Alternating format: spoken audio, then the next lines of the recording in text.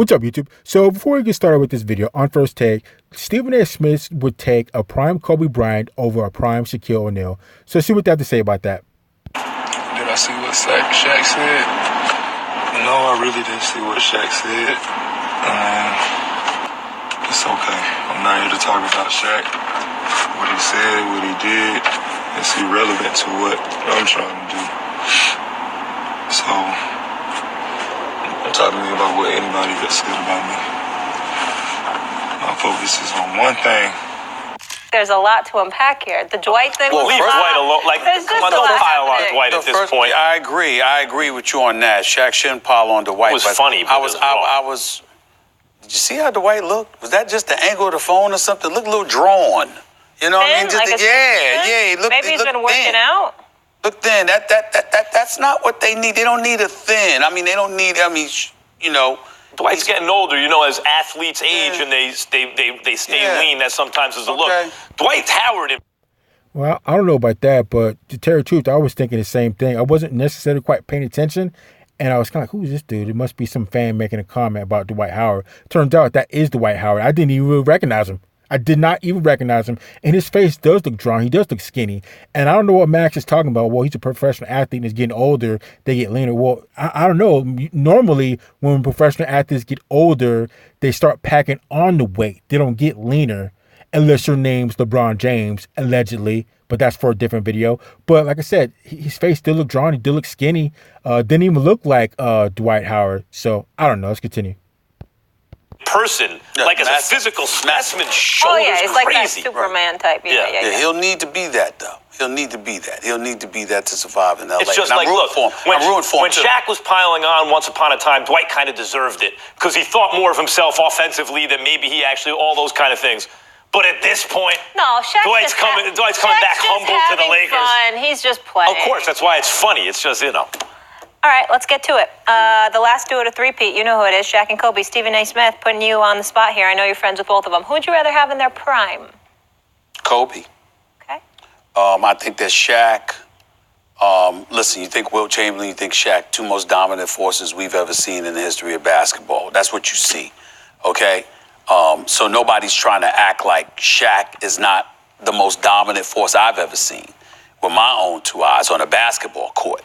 But I am always partial to guards because centers need help. If you're Shaq, you needed Kobe or somebody else to get you the basketball and to give you the ball in the right spots and things of that nature.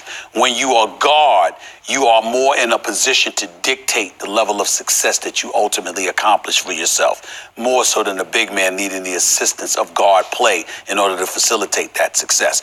Kobe could be out on the perimeter. Kobe could go to the hole. Kobe could finish on a break, even though Shaq, a big boy, could finish on a break too. But the biggest reason, and I've told Shaq this on several occasions, the biggest thing that I've held against Shaq more than anything is the fact that Shaq, those free throws, in the fourth quarter, you were limited with what you could do. Now, Shaq's position has always been, I made them when they counted. When you really needed me to step up, I could make those. And there was plenty of times in big moments where you needed Shaq to hit a free throw, and he actually did pull it off. But the point is that from the free throw line, career-wise, he was somewhat of a liability. You can't say the same about Kobe Bryant. And so when you look at Kobe Bryant and the arsenal that he brought to the table in his prime, as dominant as Shaq was, I would pick a guard. It's not really about Shaq or Kobe. I would pick an elite guard over an elite big man 99% of the time just because they have the ball in their hands more and they're able to dictate their success. So I definitely agree with Stephen A. Smith there. That guard's going to have more control. He's like a field general or a court general. He's really directing and taking care of what he needs to take care of and also can make the shot. Shaq is just going to be sitting in there chilling in the paint waiting for somebody to throw the rock to him or something like that. So I can see what Stephen A. is talking about.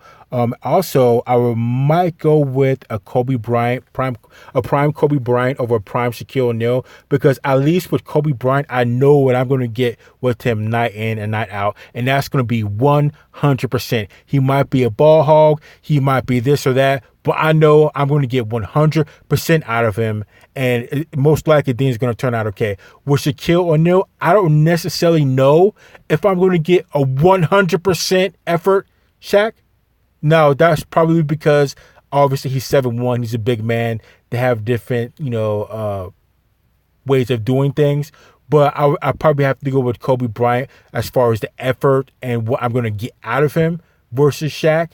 It's kind of tough because they're two different positions. It's what I would need for my team if I had to pick the two between Kobe and Shaq. But of the two, I would probably have to go with Kobe Bryant because that effort, there's something to be said about that full effort that I know I'm going to get out of Kobe. So let's continue. Shaq, because they played in their prime together, and Shaq was the undisputed number one player in the world when they were both in their primes. And even if you want to argue that Kobe was in his prime during the next three trips to the finals, 2 wins with Pau Gasol, or in between when he had that crazy 81-point game and everything, okay, even that Kobe was not going to be compared favorably to Shaq. But I understand your point, Stephen. I think especially in this era, where the kind of play Shaq played back then is not seen as valuable as it was back then, right? So it's easy to elevate Kobe over Shaq when you think about it like that. But at the time, look, Kobe Bryant is weird. Remember when I put him, he could be on the worst all decade, the worst team all decade because he was so bad at the end of his career, but he was all decade team early in his career. Kobe's one of these weird players. He is both among the most overrated and underrated players ever. Overrated by fans who saw him and think he's better than Jordan. Because when your eyes were on Kobe Bryant, if you didn't live through Michael Jordan, it is hard to imagine when you were watching him in his prime that anyone could be better than that. That's how great he was. So people overall, he's the greatest ever. No, he's not better than Jordan. But then he's become underrated by some others. Kobe's not a top 10 player. Stop. The analytics don't fully capture his greatness because we've entered a more efficient era and he played in a less efficient one. Kobe in his prime. I don't know, Max. I don't really want to hear more from you at this point as far as Kobe Bryant. So if Kobe Bryant was able to, play with Shaquille O'Neal and they used their full potential, I definitely think that they should have cleaned up house in the early 2000s. Definitely from 2000 to 2010, they should have swept it clean with championships. If Shaquille O'Neal was able to, tap into his full potential of going hard, coming in shape, and working as hard as Kobe. I know there was a lot of other politics and things going on between those two, but I do believe they should have definitely cleaned house between 2000 and 2010, where Kobe Bryant would have surpassed Michael Jordan in rings. And if that were to happen, we would definitely be having a different conversation about who's better than who. But unfortunately, things didn't work out with Shaq, and they both had huge egos and, a bunch of passive aggressive complaining about who's going to be leader, who's the captain, and all this other type of garbage. But I would definitely say, Kobe Bryant definitely gave a run for the money for Michael Jordan. And again, I would definitely take Kobe Bryant, a prime Kobe Bryant, over a prime Shaq for the reasons why I said earlier. But let's continue. Was a top 10 all-time player. But Stephen A., Kobe was never undisputed. He was never the undisputed champ. Like, that dude, undisputed best player in basketball. Because first there was Shaq, then he and Duncan were like neck and neck, and then came LeBron. Kobe was in the mix the way Magic and Bird, neither one, like Magic and Bird kind of shared an era. Bird at first, and Magic came on later in terms of who peaked. Duncan and Kobe, same kind of thing. The undisputed champs in our lifetime, Michael Jordan, undisputed champ, everyone shut up. No, it was laughable to compare anyone to him in his prime.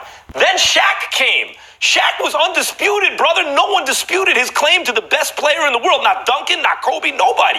Olajuwon early a little bit, but I mean when Shaq entered his prime and was giving you basically 30, 14, 4 assists with 3 blocks a year. Then came LeBron. Shaq's, we're not talking about career because Kobe stayed in shape. We're talking about peak value. The 3 highest peaks in our lifetime are Jordan and Shaq and LeBron. Those 3 were undisputed. No one disputed the claim to the throne. Peak value, the answer is Shaq. There were times when LeBron James was the undisputed king. He wasn't winning championships, number one. Number two, once again, you're changing the argument. My whole point is I'm not questioning the dominance of Shaquille O'Neal. Shaquille O'Neal didn't win a championship with Eddie Jones. He didn't win a championship with Penny Hardaway. He won a championship with Kobe. And even when he won a championship with D. Wade, who was it that won that championship for the Miami Heat? It was D. Wade. Guard play. Well, in all fairness, Shaquille O'Neal, he's a little bit older when he went to play with Miami. But I understand what you mean. But I have to go with the Kobe Bryant on this one because he make his own shot. He's more of a court general. He's just more versatile than what Shaq would be, because Shaq is a pure center. He's not like the centers today, that could, or like more like Kevin Durant-ish. They're more versatile. They have a broader range of skill sets. Shaq is a pure center, and Kobe, being a guard, can get away with doing a lot more and be more dangerous than Shaq. So I don't know. Let's continue. Is incredibly significant. That is my argument. It's not about the dominance of Shaquille O'Neal. There's nothing to question it. The only person that belongs in the same conversation as him is Wilt Chamberlain. But if you go on a basketball court, as dominant as a big man is, particularly when they're a liability at the free